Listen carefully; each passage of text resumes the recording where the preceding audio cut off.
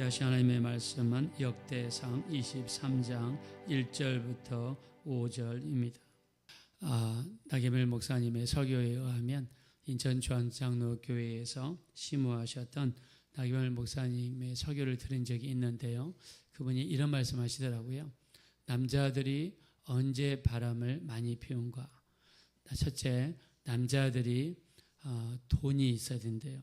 생활에 안정이 되고 돈이 호주머니에 두둑하고, 두 번째, 시간이 널널하고 시간이 많이 남을 때 남자들이 바람을 많이 피우더라, 이런 말씀을 하시는 것을 들은 적이 있습니다. 자, 다윗의 삶을 보면은요, 다윗이 젊었을 때는 사울 왕에 의해서 10년 동안 쫓김을 당했습니다. 그때 얼마나 하나님을 의지하고 기도하고 매달리고, 그래서 그가 도망을 다니면서 적었던 시편들을 보면 정말 하나님을 의지하고 하나님께 기도하고 예배하는 모습을 볼 수 있습니다. 그리고 남쪽 유다의 왕이 되었을 때도 마찬가지입니다. 하나님을 의지하고 기도하고 매달리게 되죠. 자, 그러나 통일 왕국의 왕이 된 다음에 나라가 안정이 이루어지고 먹을 것과 입을 것이 풍성해지고 옆에 있는 나라들이 조공을 바치기 시작하고 나라의 경제가 부강해지고, 그리고 나라의 힘이 세지고, 이날에는 전쟁에 나갈 때 일일이 하나님께 기도하고 맡기고 물어보고, 두 번째 똑같은 전쟁을 할 때도 일일이 묻고 맡기고 하나님께 물어보고, 그래서 사무엘하 5장 19절에 이하에 보면 블레셋과 두 번의 전투를 할 때도 일일이 물어보면서 마치 돌다리도 두드리고 가는 그런 심정으로 기도하고 맡기고 갔던 사람이 다윗입니다. 자, 근데 어느 정도 경제력이 강해지고 또 물질적으로 부족함이 없고 하다 보니까 다윗이 나태해지기 시작합니다. 하나님께 더 이상 묻지 않습니다. 전쟁터에 나가지 않습니다. 밑에 있는 부하들만 보냅니다. 그러면서 신앙의 나태함이 찾아왔습니다. 그리고 급기야 밧세바라고 하는 여자를 범하고 맙니다. 그리고 자기를 드러내고 자기를 자랑하기 위해서 인구조사를 함으로써 3일 동안 나라 전체에 전염병이 들기 시작했고 7만 명이나 되는 사람들이 죽어버리고 말았습니다. 자, 그래서 다윗은요, 자기가 영적인 나태함이 얼마나 무서운 것인가를 몸소 체험했던 사람이 다윗입니다. 그래서 이런 과정을 거치면서 이제 깨닫게 되죠. 그래서 우리가 어저께 말씀을 나눴던 것처럼 다윗이 인생의 말년을 어떻게 했습니까? 성전을 건축할 재료를 모으는 일에 최선을 다합니다. 아들을 위해서 준비하고, 아들을 위해서 또 성전 건축을 위해서 금도 모으고 은도 모으고. 자, 그 모은 금이 얼마라고 그랬습니까? 금이 10만 달란트를 모았더라. 우리나라 돈으로 계산하면 550조 정도 되는 어마어마한 금을 모았더라. 은은요 100만 달란트를 모았습니다. 우리나라 돈으로 55조입니다. 둘 다 합치면 약 600조 정도 됩니다. 우리나라 1년 예산에 근접하는 어마어마한 돈을 모아서, 물질을 모아서 성전 건축을 위해 준비하는 다윗이 되었습니다. 자, 그러나 다윗의 위대한 점은 그가 물질만 모은 것이 아니라 신앙생활을 솔로몬에게 전해주었죠. 다윗의 하나님이 솔로몬의 하나님이 될 수 있도록, 내가 믿은 하나님이 자식들이 믿은 하나님이 될 수 있도록 다윗은 믿음을 유산시켜 주었습니다. 이래서 믿음을 상속시켜 주었던, 자, 이런 사람이 바로 다윗이었습니다. 자, 그래서 신앙생활의 나태함, 게으름, 영적 게으름이 얼마나 무섭다는 것을 너무나 잘 알고 있었습니다. 그래서 다윗이 솔로몬에게 나라를 물려주기 전에 레위 사람들을 재정비하고, 레위 사람들이 조금도 한눈 팔지 않도록, 다른 생각하지 않도록 재정비하는 일이 오늘 본문에 나와 있는 주된 일입니다. 자, 레위 사람들은요, 원래 세 개의 족속으로 나눠지죠. 자, 우리 한번 6절 보겠습니다. 6절. 자, 다 같이 한번 읽겠습니다. 시작. 다윗이 레이의 아들들을 게르손과 그앗과 무라리에 따라 각 반으로 나누었더라. 아멘. 자, 레이의 아들들은 3명입니다. 게르손, 고앗, 무라리. 자, 이 중에서 여자 한 명이 있죠. 요게벳이라고 있습니다. 모세의 어머니이기도 하고 모세의 할머니이기도 하죠. 자, 요게벳이 여자로서 있죠. 게르손, 고앗, 무라리.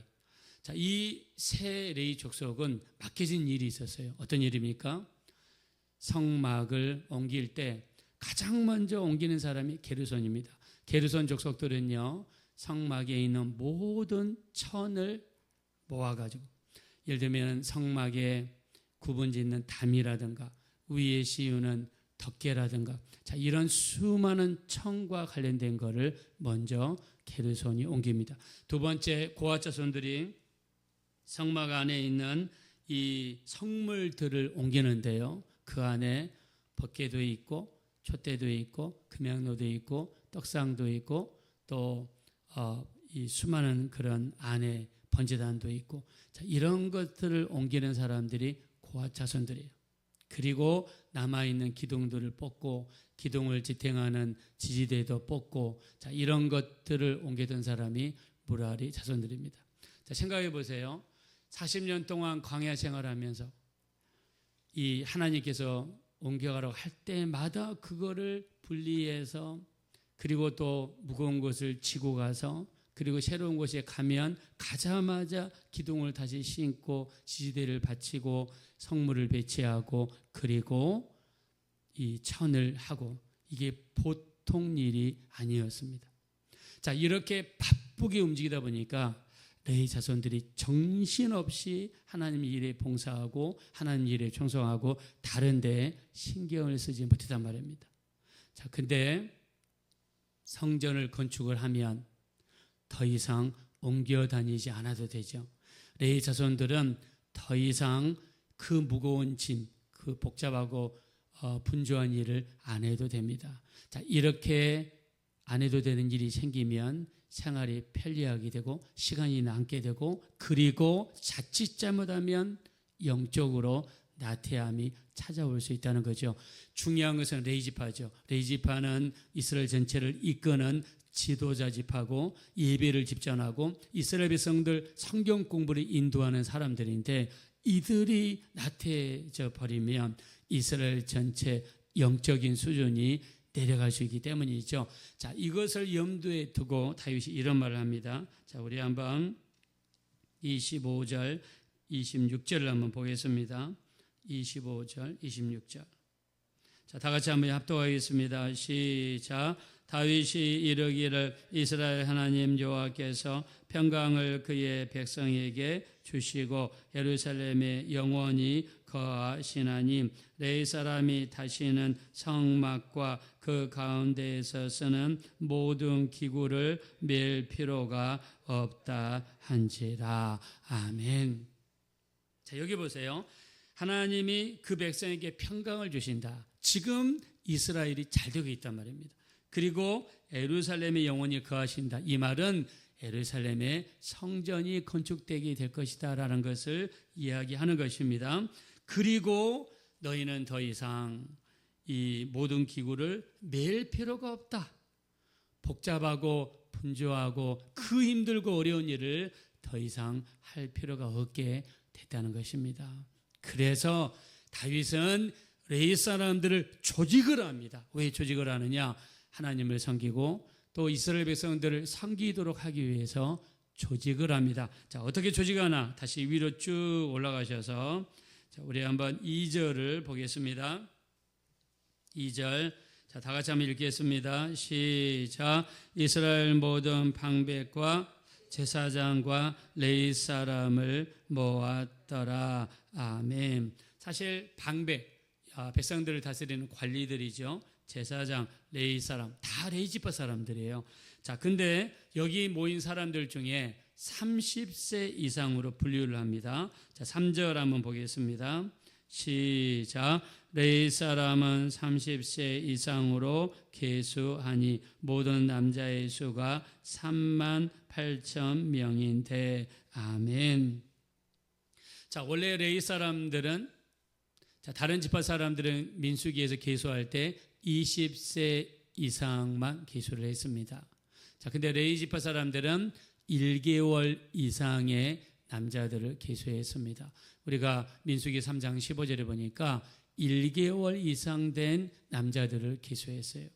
자, 근데 오늘 여기 나와 있는 30세 이상으로 계수한 이유는 일할 수 있는 사람, 즉 제사장이 될 수 있는 나이가 30세였습니다. 그래서 요셉도 30세가 되었을 때 국무총리가 되고 또 예수님도 30세가 되었을 때 주님께서 공생애를 시작하셨습니다. 30이라는 나이는 일을 시작하는 나이입니다. 30세 이상을 계수하니까 3만 8천 명이 되었어요. 이 중에서 2만 4천 명, 이 많은 사람들을 어디다 배치하느냐? 자, 우리 한번 4절 말씀 보겠습니다. 4절 다 같이 한번 읽읍시다. 시작. 그 중에 2만 4천 명은 여호와의 성전의 일을 보살피는 자요 6천 명은 관원과 재판관이요. 아멘. 2만 4천 명을 성전에서 봉사하는 일을 시켰단 말입니다. 그리고 6천 명은 관원과 재판관의 일을 하도록 했습니다. 이때 당시에는 제사장들이 재판까지 성경 말씀을 근거로 해서 재판을 진행했기 때문이죠. 자, 나머지 한번 8천 명을 보겠습니다. 5절 보겠습니다. 5절 다 같이 읽읍시다. 시작. 4천 명은 문지기요 4천 명은 그가 여호와께 찬송을 드리기 위하여 만든 악기로 찬송하는 자들이라. 아멘. 4천 명은 문지기. 예루살렘 이 성뿐만 아니라 성전에서 사람들이 들어오고 나가고, 자, 이 문지기들이 하는 일은 또 성 안에 있는 재산들을 지키고 재산들까지 관리를 했다고 합니다. 재산들과 같이. 그래서 이 4천 명의 문지기, 자, 그리고 4천 명의 오케스트라. 여러분, 오케스트라, 악기를 가지고 찬양하는 4천 명을 생각해 보세요. 대단하지 않습니까? 자, 우리가 대통령이 하는 정책을 보면 그 사람의 철학을 알 수 있는 것처럼 왕이 하는 정책을 보면 그 사람의 신앙을 알 수 있습니다. 4천 명의 악기를 가지고 찬송하는 자다. 다윗이 찬양하는 자였기 때문에 4천 명이나 되는 사람들을 가지고 찬양하는 일을 했습니다. 자, 그리고 어떤 일을 집중해 있는가? 자, 밑으로 한번 쭉 내려가시겠습니다. 30절입니다. 30절을 다 같이 읽겠습니다. 시작. 아침과 저녁마다 서서 여호와께 감사하고 찬송하며. 아멘. 자, 여기는 성막이 아닙니다. 다윗의 장막입니다. 자, 근데 여기에서 아침에 한 번, 저녁에 한 번 하나님께 예배드리고, 예배 드릴 때마다 하나님께 찬양하고 찬양을 올려드리고 예배하고, 이 수많은 사람들을 동원해서 아침과 저녁으로 하나님을 찬양하고 예배했다는 거예요. 우리 지금으로 치면 새벽 예배, 저녁에 있는 가정 예배, 자, 이런 식으로 했다는 겁니다. 그리고 31절입니다. 31절 다 같이 읽읍시다. 시작. 또 안식일과 초하루와 절기의 모든 번제를 여호와께 드리되 그가 명령하신 규례에 정한 수요대로 항상 여호와 앞에 드리며. 아멘. 자, 안식일 토요일이죠. 우리 지금은 주일입니다. 주일마다 하나님께 찬양하며 예배했다. 초하루는요 매월 첫 번째 날입니다. 그래서 우리가 월삭 예배, 이 매월마다 첫 번째 날을 새벽 예배 드리시는 분도 있죠. 그래서 초하루를 하나님께 드렸더라. 절기, 봄에는 유월절, 여름에는 맥주절, 가을에는 초막절. 우리로 치면 봄에 부활절, 여름에 맥주절, 가을에 우리 추수 감사절, 겨울에 성탄절. 우리에게는 이렇게 4개의 큰 절기가 있죠. 절기 때마다 하나님께 모여서 찬양하고 부흥회하고 하나님의 말씀 듣고 예배하는 이 일을 하게 만들었다는 거예요. 조금도 나태함을 가질 수 없도록 아침과 저녁으로 찬양하고 예배하고, 매월 초에는 이렇게 월상 예배를 드리고, 주일마다 예배를 드리고, 절기마다 예배를 드리고, 부흥회를 하고, 자, 이런 일들을 하면서 성도들을 조이고 봉사의 일을 하게 했다는 것입니다. 자, 이 사람들은 누굴 상징하느냐? 성도들을 상징합니다. 자, 우리 성도들이 해야 될 일을 에베소 4장 12절에 이야기했습니다. 우리가 해야 될 일은 무엇입니까? 모든 성도를 온전하게 하며 봉사의 일을 하게 하며 그리스도의 몸을 세우게 하려 하심이라 라고 하면서 성도의 일을 이야기했습니다. 우리도 이 땅에 살면서 영적으로 나태해지거나 게을러져서는 안 됩니다. 잠언서 6장 10절에 이야기하죠. 좀 더 자자, 좀 더 졸자, 좀 더 눕자 하는 자에게 빈궁이 강도같이 궁핍이 군사같이 이르리라 그랬습니다. 실제로 영적인 나태함이 찾아오게 되면 이런 무서운 일들이 벌어질 수도 있다는 것을 성경에서 경고했습니다. 우리는 봉사하는 자들입니다. 우리는 하나님의 교회, 주님의 교회를 이렇게 세우는 자들입니다. 그래서 우리가 이 땅에 살면서 우리도 우리 자신을 채찍질해야 됩니다. 영적으로 나태하지 않도록 날마다 더욱더 주님께 나아가고 예배하고 기도할 수 있도록 주님을 의지하고, 여러분들처럼 새벽을 깨우며 하나님께 나아가서 하나님께 예배하고 새벽 예배 드리고 기도하고 우리 자신을 채찍질하는 것입니다. 우리 마지막 때 영적으로 깨어있고 우리를 더욱더 열심히 주님께 헌신하고, 그리고 우리 성도들을 온전하게 하고 봉사의 일을 하게 하고 그리스도의 몸을 세우는데 우리 쓰임받을 수 있는 모든 귀한 성도님들이 되어주시기를 예수님의 이름으로 축원드립니다. 이 시간 기도하겠습니다. 마지막 때 영적으로 나태하지 않게 도와주십시오. 깨어있게 도와주십시오. 좀 더 자자, 좀 더 졸자, 좀 더 눕자 하는 자에게 이 빈궁이 강도같이 궁핍이 군사같이 임하게 되리라 그랬습니다. 우리 마지막 때 영적으로 더 열심을 내서 기도하게 도와주세요. 예배하게 도와주세요. 그리고 성도들을 온전하게 하고 봉사의 일을 하게 하고 그리스도의 몸을 세우는데 부지런히 헌신하며 봉사하며 섬기는 우리가 되게 도와주옵소서. 우리 합심으로 간절히 기도하겠습니다. 허락하시고 자비로우신 하나님, 진심으로 감사합니다. 예수님의 피를 의지합니다. 우리 주님, 우리가 이 마지막 때 영적으로 나태하거나 영적으로 게을러지지 않도록 인도하여 주십시오. 좀 더 자자, 좀 더 졸자, 좀 더 눕자 하는 자에게 빈궁이 강도같이 궁핍이 군사같이 임하게 되리라 그랬습니다. 우리 영적인 허리띠를 저에게 도와주십시오. 영적인 허리띠를 저에게 도와주십시오. 영적으로도 깨어있게 도와주십시오. 우리 하나님께서 우리를 세우신 이유는 성도를 온전하게 하고 봉사의 일을 하게 하고 그리스도의 몸을 세우기 위함이라고 하셨습니다. 마지막 때 참으로 봉사의 일을 감당할 수 있도록 그리스도의 몸을 세우는데 우리 모두 쓰임받을 수 있는 우리가 되게 됩니다.